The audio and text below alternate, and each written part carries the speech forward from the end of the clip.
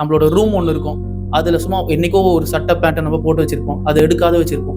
அப்படியே நம்ம அதை கண்டினியூ பண்ணோம்னா அந்த ஒரு சட்டைங்கிறது 2ஆ மாறும், 2 4ஆ மாறும், 4 8ஆ மாறும். அப்படியே அங்கே துணியெல்லாம் குவிச்சு கிடக்கும். துணியெல்லாம் குவிச்சு இருக்கிறத பார்த்து நம்மளோட மைண்ட்ல நம்மளே ஃபிக்ஸ் பண்ணிப்போம், நம்மளோட ரூம் இப்படி தான், துணியெல்லாம் குவிச்சு அழுக்கா இருக்கும்னு சொல்லிட்டு. இதுக்கு பேர் தான் புரோக்கன் விண்டோ தியரி. இந்த புரோக்கன் விண்டோ தியரி மூலமா ஹிஸ்ட்ரியிலையும் ஒரு முக்கியமான ஒரு ஈவெண்ட் இருக்குது. ஒரு பெரிய ப்ராப்ளம்க்கு இது ஒரு சொல்யூஷனாவே அமைஞ்சிருக்கு. 1990s நியூயார்க்ல கிரிமினல் ஆக்டிவிட்டிஸ்லாம் ரொம்ப பீக்ல இருந்துச்சு.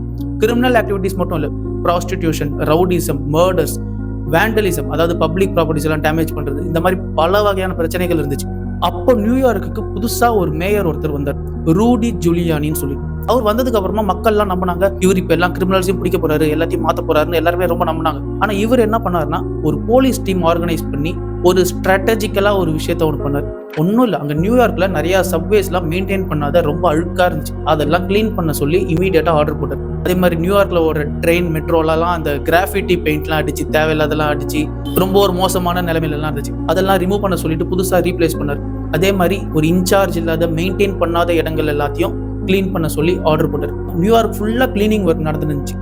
மக்கள் எல்லாம் கிரிட்டிசைஸ் பண்ண ஆரம்பிச்சிட்டாங்க, எங்க நீங்க கிரிமினல்ஸ் எல்லாம் பிடிப்பீங்கன்னு பார்த்தா நீங்க என்ன எல்லா இடத்தையும் கிளீன் பண்ணி உட்காந்துக்கிறீங்களேன்னு சொல்லிட்டு. ஆனா ஒரு முக்கியமான விஷயம், இவர் இந்த விஷயத்த பண்ணதுனால 7 to 8 இயர்ஸ்ல 56% அங்க கிரிமினல் ஆக்டிவிட்டிஸ், மர்டர்ஸ், ப்ராஸ்டிடியூஷன் எல்லாமே ரெடியூஸ் ஆச்சு.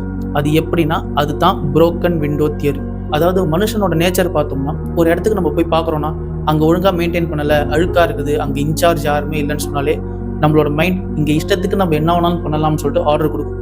நம்மளும் இஷ்டத்துக்கு எது வேணாலும் பண்ணுவோம். அதனால இதுதான் அங்கே ப்ராப்ளம். ஒரு இடம் எப்படி இருக்குதுங்கிறது பார்த்து தான் நம்ம அதுக்கேற்ற மாதிரி ரியாக்ட் பண்ணுவோம். எல்லாமே பக்காவா கிளீனா ப்ராப்பரா இருந்துச்சுன்னா அங்கே நம்ம ஒரு தவறான விஷயத்தை செய்யவே யோசிப்போம். இதுதான் புரோக்கன் விண்டோ தியரி.